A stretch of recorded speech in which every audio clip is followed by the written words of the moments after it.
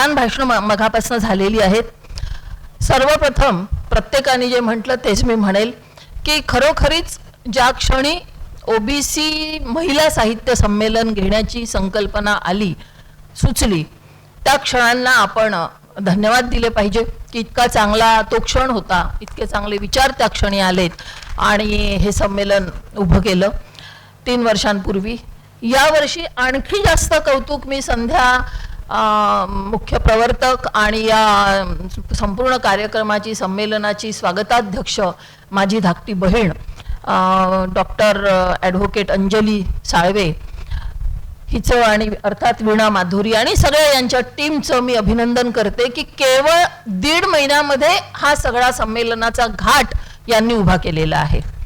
मला आठवतं संध्याचा पहिला फोन मला सकाळी साधारण 15 ते 20 मार्चला आला. ती तारीख मला याच्यासाठी आठवते कारण माझं आजच्या तारखेचं पुण्याचं रिझर्वेशन होतं. आज माझी पुण्याला प्रकट मुलाखत होती, पण संध्याचा आग्रह आणि ओबीसी महिला साहित्य संमेलनाचा मोह यामुळे मी पुणेकरांना विनंती केली की त्यांनी आपली प्रकट मुलाखत पुढे ढकलावी. त्यांनी ती 14ला ठेवली आणि केवळ 1.5 महिन्यामध्ये हा घाट संध्या आमची अंजली आणि वीणा माधुरी आणि या सगळ्यांनी घातला. ही सुद्धा कौतुकाची बाब आहे. आणि त्याचबरोबर फुलझेले साहेब यातून हे व्यक्त होतं, हे सिद्ध होतं की बहुजन महिलांनी जर काही ठरवलं ना तर ते यशस्वीत होतं. त्यामुळे बहुजन महिलांवर तुम्ही विश्वास ठेवायलाच पाहिजे. मी त्या दिवशी तुम्हाला सांगितलं की बहुजन महिलांचा इतिहास फार उज्ज्वल आहे. आपण नेहमी जिजामातेचं नाव घेतो, आताही घेतलं आपण. जिजामाता आहेत, येसुबाई आहे, ताराराणी आहे, आमची नंतरची ताराबाई शिंदे आहेत, सावित्रीबाई फुले तर आहेतच आहे, ज्या आपल्या सर्वांचा आदर्श आहे. अशा या सर्व धाटणीतल्या आम्ही महिला आहोत. आता रक्षक दादांनी मगाशी असं म्हटलं की घरी म्हणे आईची आणि मुलांचीच एकजूट झालेली असते. आताही नाही होणार का? आता तर झालीच पाहिजे ना. म्हणजे याचा अर्थ आधीच्या पुरुषांनी किती छळला आहे. तुम्ही एक लक्षात घ्या सर, इथे लीना आहे, धनश्री आहे, जयश्री आहे आमची, मी स्वतः आहे, संध्या आहे व्यासपीठावर, अनेक म्हणजे मी ही 4-5 नावं याच्यासाठी घेतली आहे की या लेखिका सुद्धा आहेत, या कर्तबगार आहेत, बाकीच्याही अनेक कर्तबगार असतीलच, आहेतच.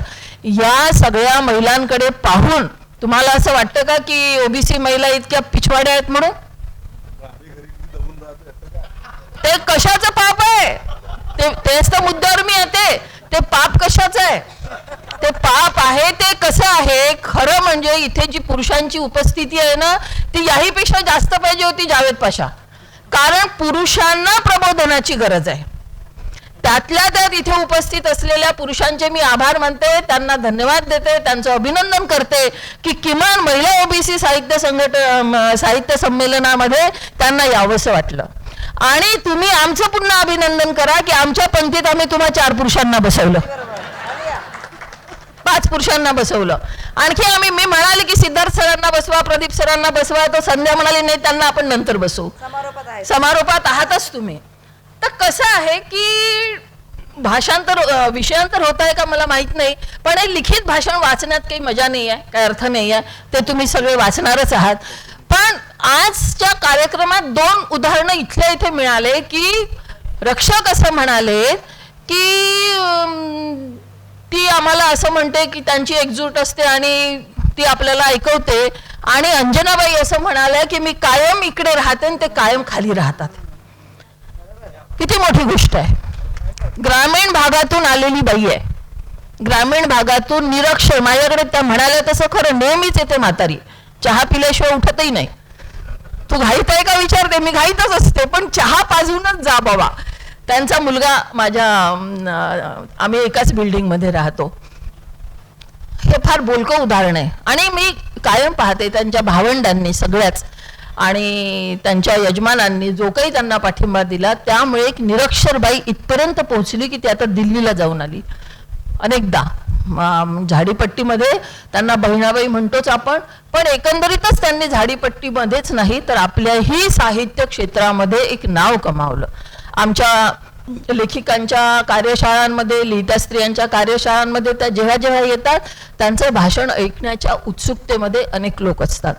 तर कसं आहे की संधी मिळणं महत्त्वाचं असतं. हा भाग म्हणजे मी हे नाकारतच नाही की ओबीसी महिलांमधल्या डोक्यातली जळमट झटकण्याची गरज आहे, यात शंकाच नाहीये. पण त्याला जबाबदार कोण याचाही आपण विचार केला पाहिजे. आत्तापर्यंतची जी काही संस्कृती होती, जे काही संस्कार झालेले होते, जे काही देवदेव झालेलं होतं, त्याच्यामध्ये त्या गुरफटल्या. घरामधल्या पुरुषांचा जो काही वातावरण होतं घरातलं, पुरुषांच्या संदर्भातलं असेल, सासूचं असेल, त्या सगळ्या व्यापामध्ये 8-8, 10-10 मुलं व्हायचे बहुजन महिलांना. त्या 8-8, 10-10 मुलांचं संगोपन करता करता त्या महिलेचं कंबरडं किती फुटलं असेल, किती तुटलं असेल. माझ्या स्वतःच्या संदर्भामध्ये म्हणजे हा साहित्य संमेलनाचं अध्यक्षपद हे काही फक्त तत्वज्ञान पाळण्याचं नसतं असं मला वाटतं, ते संवादाचंही असतं. मला स्वतःच्या संदर्भात फार चांगली एक गोष्ट आवडते माझ्या परिवाराची, की मी शेतकरी कुटुंबात जन्माला आले. आम्ही 8 बहीण भावंड, पण आमच्या घरामध्ये आई वडिलांनी उत्तम संस्कार केल्यामुळे मी आज तुमच्या समोर येऊन उभी आहे. एवढंच नाही तर मी कुठे गेले. मी भारताच्या बाहेर 7-8 देशांमध्ये जाऊन आले. ते कशासाठी? तर माझ्यात काहीतरी होतं म्हणून ना. नाहीतर एरवी आपण शेतकऱ्यांच्या, बहुजनांच्या, पाटलांच्या महिला कशा असतात तेही पाहतो. आमच्या जिचकारताई इथे आहेत, किती समोर आल्यात, त्या राजकारणामध्ये आहे. राजकारणात जाणं ही सोपी गोष्ट नाही आहे. मला हजारदा लोकांनी म्हटलं, पण मी राजकारणात जाण्याचं धाडस नाही केलं. आपल्या अशा समुदायामध्ये मी वाटेल ते करू शकते, पण मला राजकारणामध्ये जाण्याची म्हणजे मला तर माझ्या परिवाराला ते बॅकग्राऊंड असूनही मला राजकारणामध्ये जाण्याची कधी इच्छा झाली नाही. आजचा विषय आहे हा साहित्यिकांचा, साहित्यिक महिलांचा. या संदर्भात बोलायचं झालं तर आपण कितीही नावं ठेवलं तरी आपण आपलं आत्मपरीक्षण करतो का, हाही महत्त्वाचा विषय आहे. आपण आत्मपरीक्षण करत असू तर महिला काय लिहितात हा प्रश्न येतो. आपण काय लिहितो हे आपण आपल्याला विचारतो काय. आत्ता जी 2 पुस्तकं प्रकाशित झाली, उत्तम पुस्तकं आहेत. म्हणजे जेव्हा लीनाचा कॉलम मी वाचत होते तेव्हा मी तिला म्हणाले होते की याला सविस्तर कर आणि याला पुस्तकात स्वरूप दे, कारण तिने असे एक रेअर व्यक्तिमत्व त्यात काढलेले आहेत. अनेकांना ते माहिती नाही. 8 दिवसात तिनं ते पुस्तक तयार केलं. माधुरीने किती चांगल्या विषयांचं वेगवेगळे विषय जे तिच्या तिने ते छापले बहुजन सौरभमध्ये आणि त्याचं जे संपादन केलं, त्याचं जे सुंदर पुस्तक, आता मी त्याची सगळी अनुक्रमणिका वाचत होते. हे सगळं बहुजन स्त्रिया करू शकतात, त्यांना संधी मिळाली तर. लीनाला संधी मिळाली, 8 दिवसात तिनं पुस्तक तयार केलं. माधुरीला संधी मिळाली, तिनं एवढ्या महिलांना लिहितं केलं. बहुजन सौरभचं दालन तिच्यासाठी उभं होतं. ही संधीही आपल्याला घ्यावी लागत असते आणि हा फायदाही आपल्याला घ्यावा लागत असतो. पण आपण काय करतो, फार वेगळं वाचन करत नाही. त्यात एक लेख आहे लिव्हिंगच्या संदर्भातला, तो त्या लेखिका इथे आहेत की नाही मला माहित नाही, पण नाही आहे ना, त्यांनी लिव्हिंग बद्दलची माहिती किंवा त्याचा अभ्यास त्रोटक केलेला असल्यामुळे त्यांचा तो लेख एकांगी झालेला आहे. लिव्हिंगवर मी एक लेखिका म्हणून सांगते की लिव्हिंगवर मी जेव्हा 15-20 वर्षांपूर्वी लिहायचे, ज्यावेळी हा शब्दही नव्हता फार याच्यात आलेला, प्रचलित झालेला, पण स्वेच्छेनं एकमेकांसोबत राहणं हा माझा त्या मागचा कन्सेप्ट होता.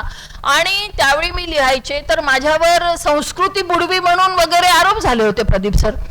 तर आता यात संस्कृती बुडवेपणा काय आहे मला कळत नाही. असे लग्न करा बिना म्हणजे काय म्हणता येईल त्याला, इच्छा नसताना एकमेकांची तोंड रोज बघा, मग रोज कटकटी करा, भांडा, मग कधीतरी डिवोर्स द्या 10-15 वर्षांचं झाल्यावर. त्याच्यापेक्षा बरं आहे ना, डिटेल अभ्यास आहे त्याचा खरं म्हणजे.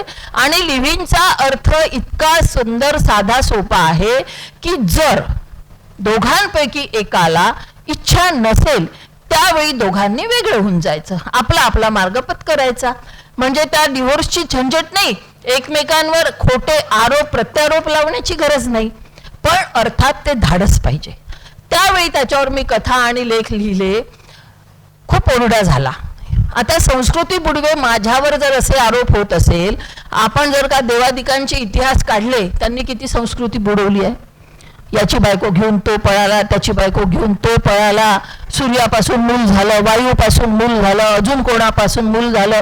मी लहानपणी हा प्रश्न माझ्या भावांना विचारायची की सूर्यापासून मूल कसं होतंय.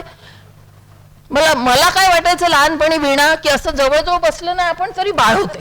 तर मी माझ्या भावांनाही ढकलून द्यायची, भावांना ढकलून. आणि आमच्या घरचं वातावरण फार म्हणजे गोड होतं, मोकळं होतं अगदी. प्रदीप सरांना माहिती आहे, माझा मोठा भाऊ आला की तो असा सहज मला कवेत घ्यायचा. तर मी त्याला ढकलायची की मला माझ्या डोक्यात, म्हणजे त्याला नव्हती सांगत पण माझ्या डोक्यात हे होतं ना, मला मूलबिल झालं तर 7व्या 8व्या वर्गामध्ये. तर आपण जर इतिहास पाहिला, आपले देवादिक पाहिले, तर हे इतिहास असे आहे. मग त्याच्यापेक्षा आजची तरुण मुलं जे काय करतात ते बरं आहे ना. फसवेगिरी नसते, भांडणं नसतात. यातला एकच वाईट विषय तो लेखकांनी घेण्यासारखा. हे सगळं मी लेखकांसाठी बोलते आहे की आधी एकमेकांसोबत छान राहायचं, 2 वर्ष 3 वर्ष राहायचं, आणि मग जेव्हा एकमेकांसोबत पटत नाही तेव्हा आमच्या मुली त्यांच्यावर बलात्काराचे आरोप लावून त्याला अडकवण्याचा प्रयत्न करतात, ते वाईट आहे.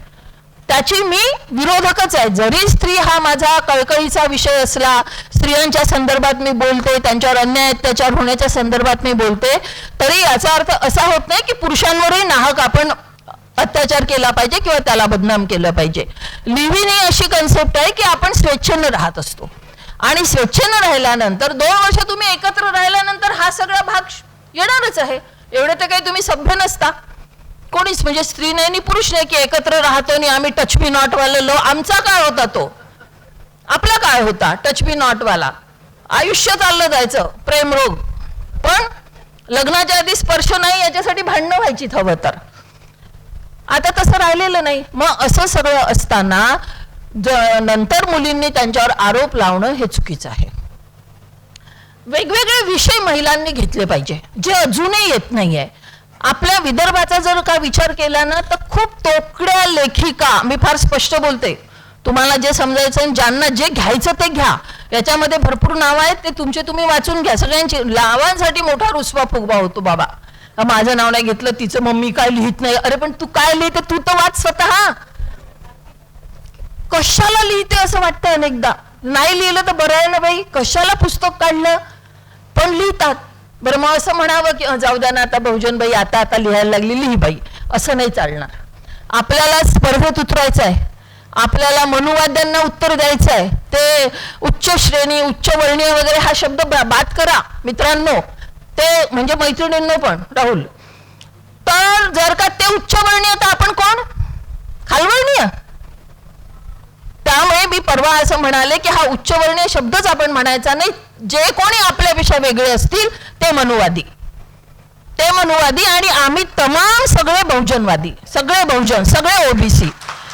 ओबीसी मध्ये, बहुजनांमध्ये फक्त तेली माळी कुणबी असं मी स्वतः मानत नाही. ते 3% सोडून आपण सगळे ओबीसी, आपण सगळे बहुजन. म्हणून आपल्याला त्या 3%च्या जर का कॉम्पिटिशन मध्ये यायचं असेल तर आपलं लेखन सकस झालं पाहिजे. आपण वारंवार वाचलं पाहिजे, आपण आपल्या मित्रमैत्रिणींना ते दाखवलं पाहिजे, आपल्या प्राध्यापकांना दाखवलं पाहिजे, ते तपासून घेतलं पाहिजे. उत्तम कांबळेंच्या संपर्कात आलेले लेखक बघा, रावसाहेब कसबेंच्या, हरी नरकेंच्या संपर्कात आलेले लेखक बघा. ते का सकस लिहितात, त्या लेखिका का सकस लिहितात, श्रम घेतात. सरही श्रम घेतात, पण त्या लेखक लेखिकाही श्रम घेतात. 2-2दा 3-3दा ती स्क्रिप्ट बदलते. आमच्या महिलांना आकांक्षामध्ये जर त्यांनी काही पाठवलं किंवा पुस्तकं छापायला येतात, त्यांना जर म्हटलं की नाही हे असं नाही असं करा, यांनाच खूप कळते म्हणते. आता मला कळते म्हणूनच मी प्रकाशक झाले ना, म्हणूनच मी संपादक झाले ना. मग तुम्ही का नाही झालात बायांनो?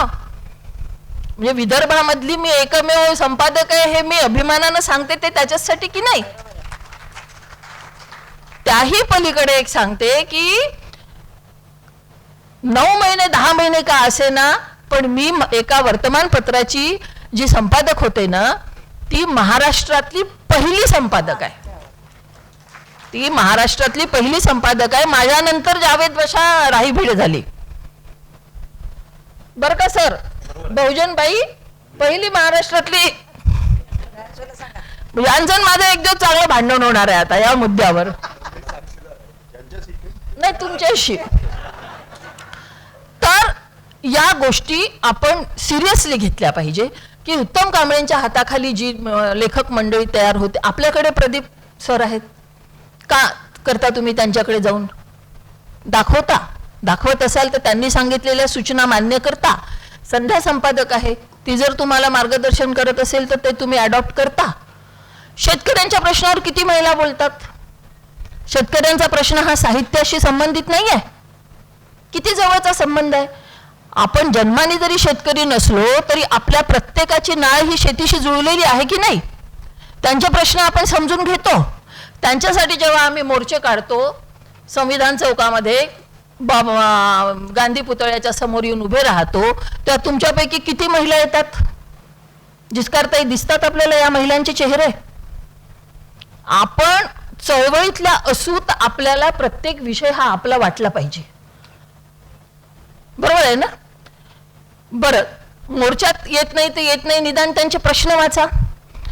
1999 किंवा 2001 मध्ये रक्षक दादा, तुम्हाला ते साल कदाचित आठवत असेल, टिळक पत्रकार भवन जुनं, तिथे मी हरीश धुरट आम्ही त्याच्यामध्ये पुढाकार घेऊन एक शहरातल्या सामाजिक आणि साहित्यिक लोकांना एकत्र करून विचारमंथन ठेवलं होतं शेतकऱ्यांच्या प्रश्नावर. तुम्ही होतात, दत्ता मेघेपासून सगळ्यांना बोलवलं, बहुतेक तुम्ही पण होतात. अनायसे त्यावेळेस पुष्पाताई भावे नागपुरात होत्या, त्याही आल्या होत्या. आणि पुष्पाताई भावे आल्यात म्हणून नागपुरातले एक खूप मोठे जागतिक कीर्तीचे लेखक आपल्या नागपूरमध्ये आहेत, त्यांनाही मी फोन केला की सर तुम्ही या. ते असं म्हणाले, माझा काय संबंध, मी शेतकरी नाही आहे, माझा काय संबंध. बरोबर आहे, ब्राह्मणांचा शेतकऱ्यांशी संबंधच नाही, म्हणजे ते काही जेवतच नाही, गहू ज्वारी डाळ. मला नाही माहिती म्हणे हे का बरं आत्महत्या होतात तर. म्हटलं सर तुम्ही पेपर तर वाचत असाल ना. नाही पण मला काही त्याच्यामध्ये इंटरेस्ट नाही आहे, मला काही तुम्ही त्याच्यामध्ये वेळ खर्च करायला लावू नका. ठीक आहे, काही प्रॉब्लेम नाही. असेही लेखक आपल्याकडे असतात. आपण त्या वळणावर जाऊ नये असं मला वाटतं. आपण आपल्या भोवती असलेले प्रश्न काय आहेत हे समजून घेतले पाहिजे. सध्याचं वातावरण इतकं वाईट झालेलं आहे, आपण इतकं सतर्क राहिलो पाहिजे की आपल्याला हे कळलं पाहिजे की आपण काय वाचायचं आणि काय सोडायचं, काय लिहायचं, काय नाही लिहायचं. अभिव्यक्ती स्वातंत्र्याचा विषय खूप मोठा तीव्रतेनं सध्या पेटतो आहे. लेखकांच्या लेखनावर सुद्धा बंधनं येऊन राहिली आहेत. काय आपण लिहितो इकडे बारकाईनं लक्ष आहे. आमच्यासारख्या लेखकांकडे तर जास्त आहे, कारण आम्ही काही लिहितो, कुठल्याही घोषणा देतो. त्यामुळे आणखीच बिचारे ते पोलीस कधी कधी येऊन सांगतात की ताई जरा सांभाळून, त्यांना आपली काळजी असते. पण आपण लिहायचं का नाही. त्यातून दक्षिणायन नावाची एक चळवळ आम्ही सुरू केली आणि नागपूरमध्येच 2018 मध्ये पूर्ण भारतातून जवळजवळ 6-7 हजार लेखक लोक एकत्र आले. त्यात लेखक, सामाजिक कार्यकर्ते सगळेच होते. रक्षक दादा त्याच्यात होते, बहुतेक संध्याही होती, अनेक लोक होते. एकच तिथे वाद होता, तो म्हणजे तुम्ही गांधींचंही नाव घेता आणि आंबेडकरांचंही नाव घेता. हा वाद अनेकांच्या मनामध्ये होता. आमचं म्हणणं असं होतं की गांधी आंबेडकर हे काही वैरी नाही आहेत. काही मुद्द्यांवर तुमचं नाही पटणार, माझंही नाही पटणार. अनेक मुद्द्यांमध्ये तुमच्या माझ्या मते बदल आहेत, तरी तुम्ही मला अध्यक्ष केलं की नाही. आणि गांधी आंबेडकर हे काही वैरी नव्हते, उलट त्यांच्यामध्ये एक विशिष्ट पद्धतीचं इनर लिंकिंग होतच. पण गंमत काय होते की आपणच, म्हणजे ते राजकारणी लोक नाही का, दिवसभर वेगवेगळे बोलतात आणि रात्री सगळंच चालतं आणि भांडतो आपण की आम्ही या पक्षाचा आहोत, तुम्ही ते झेंडामध्ये फार चांगलं दाखवलेलं आहे. तसंच आपण करतो. आम्ही जयप्रकाशजींना पण बोलवलं आणि इकडे प्रकाश आंबेडकरांनाही बोलवलं. हे दोघंही सर एक रात्र सेवाग्राममध्ये थांबले. दोघांनीही चर्चा केल्या. काय केलं तर त्या चर्चांमध्ये आम्ही नव्हतो, कारण आम्ही त्यावेळी नागपुरातली व्यवस्था पाहायला होतो. पण त्याच्यामुळे अनेक जे विरोधक होते त्यांच्या मते मतपरिवर्तन झालं, ते एका याच्यावर आले, स्टेजवर आले. दक्षिणायनचा मूळ मुद्दा हा होता की आमच्या लेखकांच्या अभिव्यक्ती स्वातंत्र्यावर घाला घालणे. त्या काळामध्ये अनेकांनी पुरस्कार वापस केलेत. पुरस्कार वापसीची जणू काही एक ती लाट होती आलेली. त्याचं कारण होतं नरेंद्र दाभोळकर यांचा खून, गौरी लंकेशचा खून, आपले पानसरेंचा खून. या सगळ्याचा विरोध म्हणून ती एक हे तयार झाली, संघटन तयार झालं, मोर्चे बांधणी झाली आणि एक मोठं पहिलं गोव्याला आणि दुसरं नागपूरला. त्याच्या मागेही एक उद्देश होता.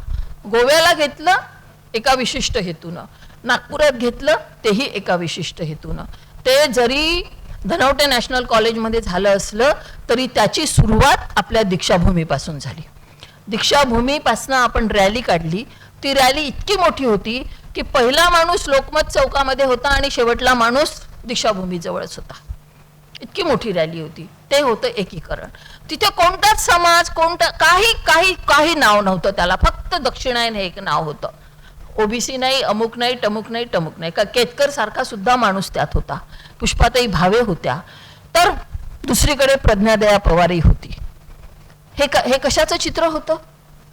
केतकर जर का आपल्या विचारांशी जुळलेले असतील तर आपल्याला केतकर का चालू नये? प्रज्ञादया पवारला जर का अरुणा चालत असेल तर आपण बहुजन म्हणून तिला बाजूला का करावं? आपण दलित साहित्य संमेलन घेतलं, अरुणाने तुमच्या खांद्याला खांदा लावून काम केला, मला तर वाटते जास्तच केला.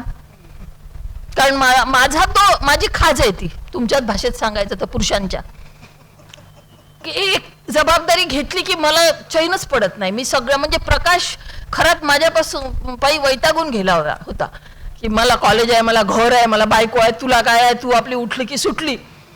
पण चांगलं करायचं असेल आपलं संमेलन तर ते करावंच लागतं. 24 तासातले 18 तास काम केल्याशिवाय होत नाही. आपल्याला काही नुसतं भोंगा थोडी ना करायचं आहे, आपल्याला कामं करायची आहेत. बरं निदान भोंग्यावर तरी लिहा, विषय बघून लिहा. कोणताही का विषय असं ना, विरोधात लिहा वाटलं असतं, पण लिहा.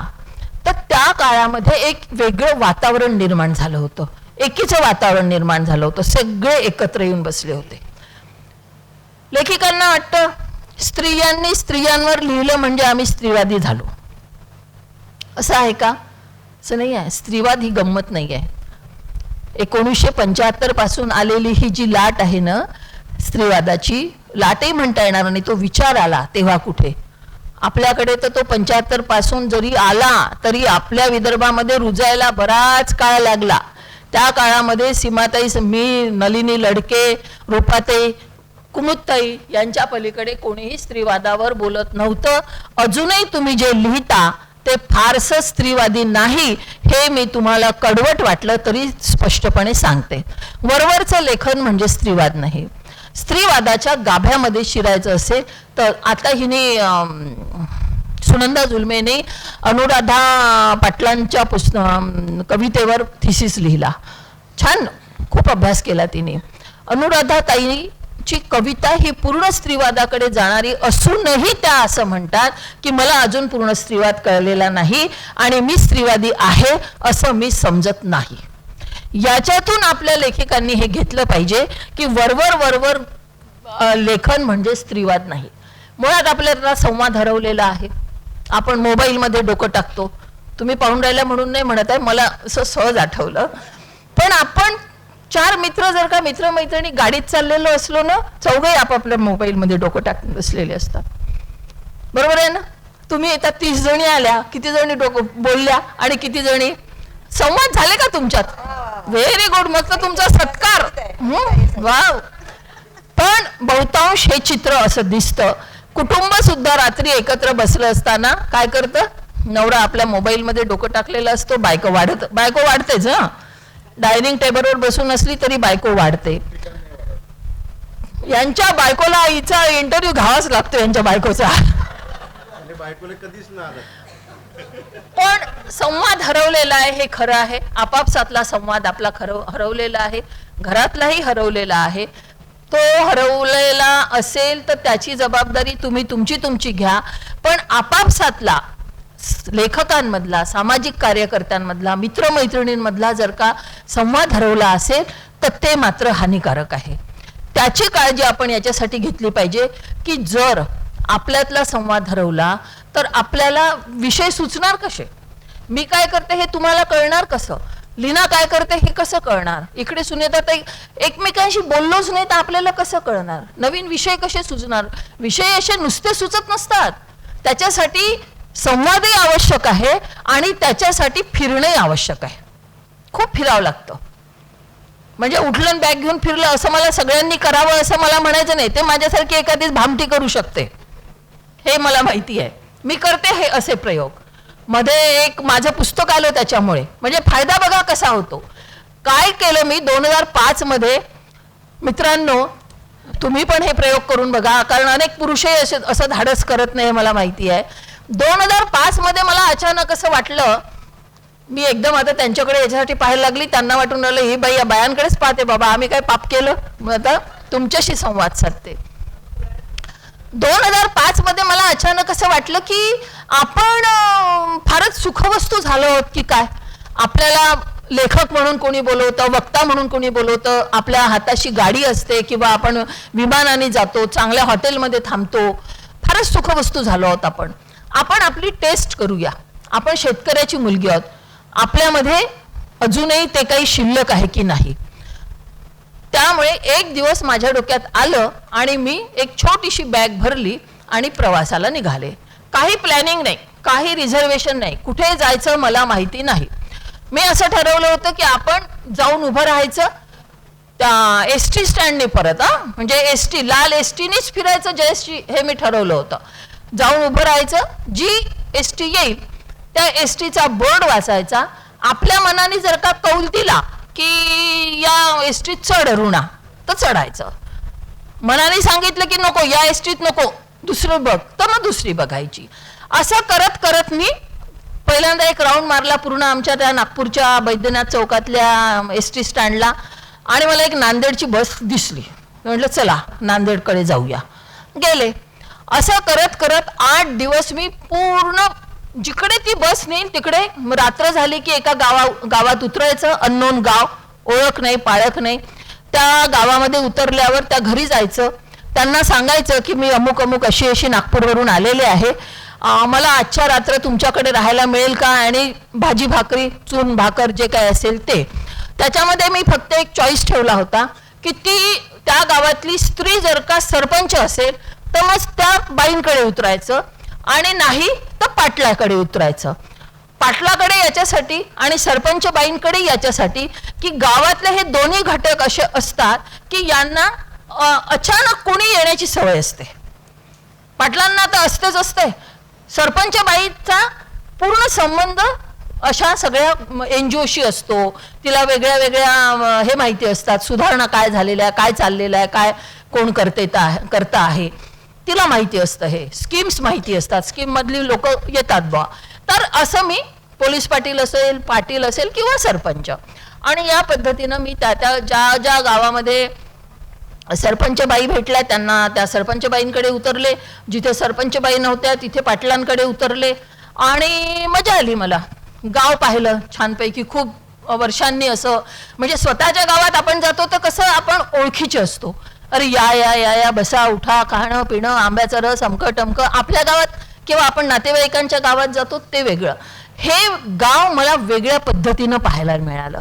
आणि माझी एक सवय आहे, मी कुठेही गेली, साधं मी टपरीवर चहा प्यायला गेली किंवा समोसा खायला गेली तरी मी त्या बाईशी संवाद साधते. किती वर्ष झाले हे सुरू केलं. आपली सेवाग्रामची ती दवाखान्याच्या समोरची सुशीलाबाई, तिचा नवरा आता तिला मदत करायला लागला, तर मी तिला विचारलं की आता तुझा नवरा कसा काय यायला लागला, तर ती म्हणाली की आता धंदा खूप चालून राहिला म्हणून नवरा येतो बा, पहिले बिचारीने एकटीनेच. तर ही माझी सवय आहे की कधी झालं कधीपासनं करते, रोजचा किती उत्पन्न मिळतं वगैरे वगैरे. गावातही मी अशीच सुरू होती माझं संशोधन. खूप वेगळं चित्र पाहायला मिळालं. कुठे खूप दारिद्र्य बघितलं, कुठे जातीयवाद पाहिला, कुठे भांडणं पाहिली, कुठे खूप एकोपा पाहिला. आणि ते सगळं झालं, वापस आले, पुण्याला पोचले, पुण्यावरनं पैसे संपून गेले होते, पुण्यावरून मग नागपूरला आले, आपल्या आपल्या कामात लागले. आत्ता या करोनाच्या आधी काही मित्रमैत्रिणींसोबत, आमचा एक भटक्यांचा ग्रुप आहे, त्यांच्यासोबत संवाद करता करता हा विषय मी त्यांना सांगितला की असं मी केलेलं आहे. त्या काळामध्ये लोकसत्ताचे संपादक प्रवीण बर्दापूरकर होते, त्यांना हे माहिती होतं की मी हा असा प्रवास केलेला आहे. ते मला म्हणाले होते की तू लिही याच्यावर, पण मला ते कॉलममध्ये त्या कमी शब्दांमध्ये काही लिहायचं नव्हतं आणि नकोच बा, कधीतरी लिहूया. आत्ता ते मला या 2 वर्षामध्ये गवसलं, मी ते लिहिलं, ते पुस्तक खूप गाजलं, त्याच्यावर खूप उलटसुलट चर्चा झाली, लोकांनी आपल्या आपल्या पद्धतीनं त्याचे अर्थ घेतले, त्या पद्धतीनं प्रश्न आले. मी त्याचं उत्तर एवढंच द्यायची की आधी नीट पुस्तक वाचा, माझ्याशी चर्चा करा. आपण काय करतो की नीट न वाचता, नीट चर्चा न करता समोरच्या माणसाला आरोपीच्या पिंजऱ्यात उभं करतो. याने आपण एकमेकांपासून दूर जाण्याचा संभव असतो. दोन्ही बाजूनी मॅच्युरिटी असेल तर तो कडवटपणा तिथल्या तिथे थांबतो, नाही तर तो नेहमीसाठी मनात राहतो. आत्ताचा काळ असा आहे की आपण आपापसात भांडता कामा नये, आपापसात वाद घालता कामा नये. आत्ताच्या काळामध्ये आपली जेवढी एकजूट असेल तेवढं आपण जास्तीत जास्त काम करू शकू आणि तेवढं आपण समोरच्याशी लढू शकू. नाहीतर जसं लक्ष्मणजी मघा म्हणाले तसा काही लोक तर आपला देशच विकायला निघालेत, संविधान विकायला निघालेत, संविधान बदलायला निघालेत. आपलं लक्ष आहे का त्याच्याकडे बारकाईनं? आपण महागाई विरुद्ध अजूनही ओरडतो का? किती महिलांनी महागाईच्या विरुद्ध पोस्ट टाकल्या सांगा बरं मला. लेखन तर जाऊ द्या, पोस्ट तरी टाकल्या. ज्या आमच्यासारख्या महिला पोस्ट टाकतात त्याच्यावर तुम्ही प्रतिक्रिया तरी देता? भलत्या गोष्टींवर प्रतिक्रिया असतात तुमच्या. आता इथे अनेक माझ्या फेसबुक फ्रेंड्स आहेत, माझ्या पोस्ट कशा असतात तुम्हाला माहिती आहे? धोके की घंटा. बरं तुम्ही सगळे काही सरकारी नोकर आहात का? कशाला घाबरायचं आपण? लेखक हा हिंमतवान असला पाहिजे, त्याला जे वाटतं ते त्यानं मांडलंच पाहिजे. नाही तर मग लेखणी सोडून द्या, काही गरज नाही. नाही लिहिलंय आपण तर काय बिघडणार आहे? लगेच काही गुलामीत आपण जाणार नाही आहो. पण गुलू लिहायचं, फक्त प्रेम प्रकरण, किती वर्ष आपण तेच ते लेखाचे प्रेम प्रकरण पाहणार आहोत, लिहिणार आहोत. आणि काय ढंग आहे त्या प्रेम प्रकरणात, त्याचा बँड बाजाच वाचतो ना नंतर. त्याच्यापेक्षा जरा जहाल लिहिलं तर मजा येईल ना, त्यांना कळू तर देत. 2018च्या इलेक्शनच्या काळामध्ये मी आपल्या नागपूरच्या खासदारांच्या विरुद्ध एक भली मोठी पोस्ट लिहिली होती, प्रचंड व्हायरल झाली ती, तुम्हाला माहिती आहे. नाही वाडाच, आपण डायरेक्ट आपण धडक मारत असतो. एक ब्रह्मपुरीच्या दलित साहित्य संमेलनामध्ये आपल्या रणजित मेश्रामांचं एक वाक्य मला खूपच आवडलं. मी तेव्हा फार लहान होते, तारुण्यात होते एकदम. ते मला इतकं आवडलं की ते आजही मी वापरते. ते असं म्हणाले होते की आम्ही कसे आहोत, जोरात त्यांचा तर हळू एकदम वर जाणारा आवाज, आम्ही कसे आहोत, राहू तर झोपडीत नाही तर राजवाड्यात. तसं आपलं आहे, आपण धडक देऊ तर एकदम वाड्यावर. आता वाड्यावरच एवढी मोठी पोस्ट लिहिली तर ती दिल्लीपर्यंत गेलीच, खूप व्हायरल झाली. मला लाईक करणाऱ्यांनी व्हायरल केली आणि मला जेलस असणाऱ्यांनी व्हायरल केली आणि माझ्या दुश्मनांनी व्हायरल केली. फायदा माझाच झाला, व्हायरल झाली. मग फोन येणं सुरू झाले. फोन कुणाचे यावे? आपल्याच लोकांचे, जे तिथे पडित असतात. आपण फक्त त्यांना दोष देऊन नाही चालणार दादा. आपल्या लोकांचे कान टोचण्याची गरज आहे. आपले लोक काही फक्त एखादाच दिल्लीत राम नसतो, वाड्यावरही खूप राम लक्ष्मण आहेत. लक्ष्मण भाई आपको नाही बोल रही, यांचा शोध आपण कधी घेणार आहोत? ती इतकी व्हायरल झाली आणि खूप फोन आलेत मला. आता असं वाटलं सगळ्यांना का बस माझ्या मागे ईडीच लागते का? माझ्या मागे ईडी लागली तर फायली सापडतील, कागद सापडतील, अजून का गरीबाच्या गरीब लेखकाच्या घरी राहतेच का बरं? मी प्राध्यापकही नाही आहे की नाही, प्रकाशकच आहे, साधी संपादक येतो तर त्याच्याहून फटका. मला काही प्रॉब्लेम नव्हता. पाहू म्हटलं काय होते तर एकही शब्द आपण खोटा बोललेलो नाहीये त्याच्यामध्ये. आपल्या लोकांनी नागपुरातल्या अजून एका लोकनेत्याला ती पोस्ट दाखवली आणि सांगितलं की तुम्ही जरा अरुणाताईंना समजावून सांगा. मग आमच्या लोकनेत्यांचा मला फोन आला की ताई तुम्ही काय लिहिलं. मी म्हटलं सर मी असं असं लिहिलं, हे मी तुम्हालाही पाठवते. त्यांनी वाचलं. काहीच तर वावगं नाही म्हणे याच्यात. जे नितीन भाऊ करतात म्हणजे जे करायला पाहिजे होतं नाही केलं, जे करतात तेच लिहिलं म्हणे. मग झालं, त्यांना मोठं वाईट वाटलं की इथे काही. मग एका पत्रकाराचा फोन आला, आपल्यातल्याच पत्रकाराचा फोन आला, ताई दादा तुम्हाला खूप मानतात. म्हटलं मला कशाला मानतील बाबा दादा, मी कोण लागून गेली एक साधी बाई. नाही त्यांना माहित आहे तुमच्या मागे 1000 स्त्री आहे. मी वळून पाहिलं एकही नव्हती, एकही नव्हती. 1000 तर जाऊ द्या, आता काय का मी दोघी जणीत आलो इथे. या सगळ्या माझ्याच आहेत, यात काही शंका नाही. मी म्हटलं नाही हो, माझ्या मागे 1000 वगैरे कशा राहतील. नाही म्हणे तुम्हाला ते फार मानतात, तुम्ही असं लिहिल्यामुळे काय होतं म्हणे की इतरांच्या त्या व्होटिंगवर परिणाम होतो. म्हटलं त्याच्यासाठीच तर लिहिली, व्होटिंगवर परिणाम व्हावा म्हणूनच तर लिहिली. पण म्हणजे सांगण्याचं तात्पर्य काय, काही झालं नाही, काही होत नाही. नितीन भाऊंनाही माहित आहे आपण काय आहोत. त्याच्यानंतर एका कार्यक्रमात आम्ही आमने सामने आलो, त्यांनी छान नेहमीसारखं काय ताई कशा आहात, मस्त आहे ना. म्हणजे लोकांना जे वाटत होतं की बस आता नितीन भाऊ अरुणाबाईला उडवतातच, असं अजून तरी काही झालं नाही. आणि आमचे गणेश देवी मला नेहमी म्हणतात अशी वेळ आली तर अख्खा महाराष्ट्र तुमच्या पाठीशी आहे, तर पाहू मग पुन्हा हे पाठीशी वगैरे वालं काय भानगड असते. तर पण आपण आपल्या स्वतःच्या दमवर काहीतरी केलं पाहिजे. लेखकाने तर नक्कीच केलं पाहिजे. लेखकांनी जर आपली लेखणी पिळवटून काढली, ती खऱ्या अर्थी शाईनं, नाही मी म्हणत रक्ताबिक्तानं लिहा म्हणून, आपण काही प्रेमपत्र लिहिणारे नाही आहोत लेखक, पण निदान मनापासून जर लिहिलं ना त्याचा नक्कीच काही ना काही परिणाम होतो. किंवा किमान मला तरी हा अनुभव नेहमी येतो.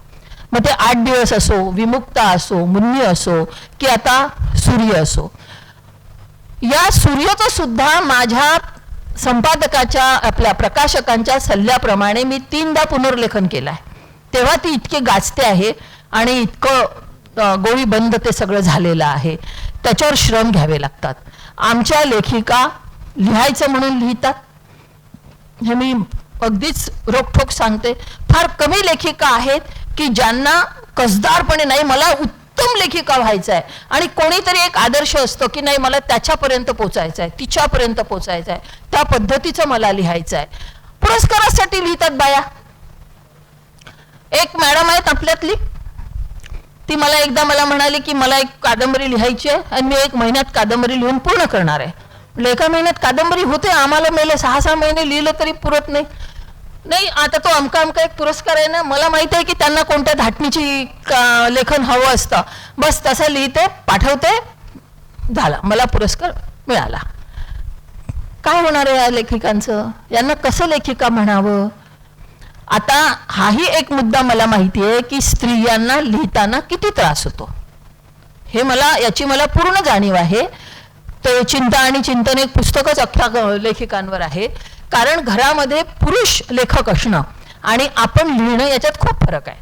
म्हणजे जर का प्रदीप सर लिहित असतील तर त्यांचा वेळ, त्यांचं टेबल खुर्ची, त्यांच्यासाठी सुंदर 2-3 हजाराचं पेन, आणि त्यांना डिस्टर्ब होणार नाही याची काळजी, त्यांना भाजी आणायला नाही जावं लागत, काहीच नाही. म्हणजे प्रदीप असं एक मी फॉर एक्झाम्पल पुरुषा एक ओबीसी पुरुष संमेलन ठेवूनच घे संध्या तू.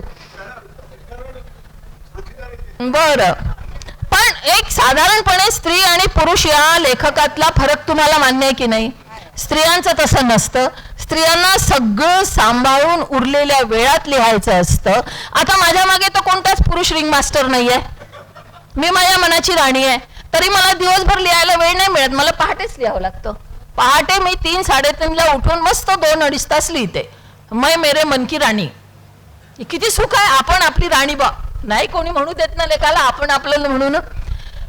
छान वेळ असतो, शांत आणि चांगलं लिहिलं जातं. सांगण्याचं तात्पर्य की तुमच्या अडचणी मला मान्य आहे, पण त्या अडचणींवर मात करूनही पहिले वाचन भरपूर व्हायला पाहिजे, नंतरच आपण सकस लेखन करू शकतो. लेखिका होण्याची घाई करण्यापेक्षा आपण कसं जास्तीत जास्त चांगलं लिहू. पुनर्लेखन जर कुणाच्या सल्ल्याने करायचं असेल तर त्याची तयारी ठेवू, एक कट्टा तयार करू, त्याच्यावर त्याचं वाचन करू, जो कोणी आपल्यातला लिहित असेल त्याला आपण सगळ्या जणी मिळून मार्गदर्शन करू. हे सगळे प्रयोग जर का आपण केले तर आपण चांगल्या लेखिका होऊ शकतो. विदर्भातूनही चांगल्या लेखिका झालेल्या आहेत. ताराबाई शिंदेसारखी लेखिका आपल्या विदर्भातली आहे. त्यांच्याबद्दल आता कारण खूप वेळ झालेला आहे, मला माहीत आहे माझ्या जो खूप मुद्दे आहेत बोलण्यासारखे, पण फार मी आता बोलणार नाही. मी खूप हलकं फुलकं हसतं खेळतं वातावरण करण्याचा प्रयत्न केला, कारण कोणी पेंगून राहिले, कोणाला भुकेच्या जांभळ्या येऊन राहिल्या. त्यामुळे मी याच्यामध्ये जे आहे ते गांभीर्यानं लिहिलेलं आहे. ते अध्यक्ष भाषण तुम्ही नक्की वाचा. पण मी बोलताना मुद्दाम हा थोडा हलका फुलका सूर लावलेला आहे. तुम्ही माझं भाषण शांतपणे ऐकून घेतलं. स्वागताध्यक्ष म्हणून अंजलीने केलेलं श्रम आणि नागपूरवरून येऊन चंद्रपूरमध्ये हे संमेलन घेणं, त्याच्यामध्ये संध्या, वीणा आणि माधुरी यांनी घेतलेले कष्ट आणि अर्थातच त्यांच्या मागे उभे असलेले फुलझेले असतील, सिद्धार्थ सर असतील किंवा रक्षकदादा असतील, या सर्वांनी त्यांना सपोर्ट केला. विलास सर आहे त्यांच्यासोबत. या सर्वांची टीम अत्यंत उत्तम अशी आणि एक ओबीसी महिलांचं संमेलन ज्याची गरज होती असं वारंवार या विचारपीठावरून बोलल्या गेलं. ते खरंही आहे. ते यशस्वी करून दाखवलेलं आहेच, कारण उद्घाटनाचा कार्यक्रम यशस्वी झाला की संमेलन यशस्वी झालं, त्याचं सूप नाही वाजलं, यशस्वी झालं. तर असं आपण समजू शकतो. पुढलेही हे चांगलेच होणार आहेत सत्र. आपण महत्त्वाचं आपण म्हणजे या ओबीसी संघटना असेल किंवा स्वागताध्यक्ष असेल किंवा यांची जी सगळी टीम असेल, कोण निवड समितीत होतं मला माहीत नाही, पण तिसऱ्या ओबीसी महिला साहित्य संमेलनाच्या अध्यक्षपदा लायक मला आपण समजलात, त्यासाठी मी आपणा सर्वांना धन्यवाद देते. मला एक चांगली संधी तुम्ही दिली. कुणालाही वाईट वाटावं असं मला म्हणायचं नव्हतं किंवा बोलायचं नव्हतं. मला फक्त वारंवार असं वाटतं की तुमच्यात जे काही असेल ना, ते जरा तो काटा रुतलेला आहे ना, त्याला थोडंसं सुईने असं कोरलं की ते मग बाहेर येतं आणि मोकळं होतं. म्हणून हे काम मी कायम करत असते. तुम्ही सगळ्या आणखी छान लिहा. आणखी चांगलं लेखन तुमचं जर झालं तर ते चांगल्या चांगल्या मासिकांमधून प्रकाशित होईल. केवळ फेसबुकवर आपल्याला अवलंबून राहावं लागणार नाही. तुमच्या लेखनाला शुभेच्छा देते आणि या पूर्ण संमेलन समितीला शुभेच्छा देते आणि थांबते. जय सावित्री.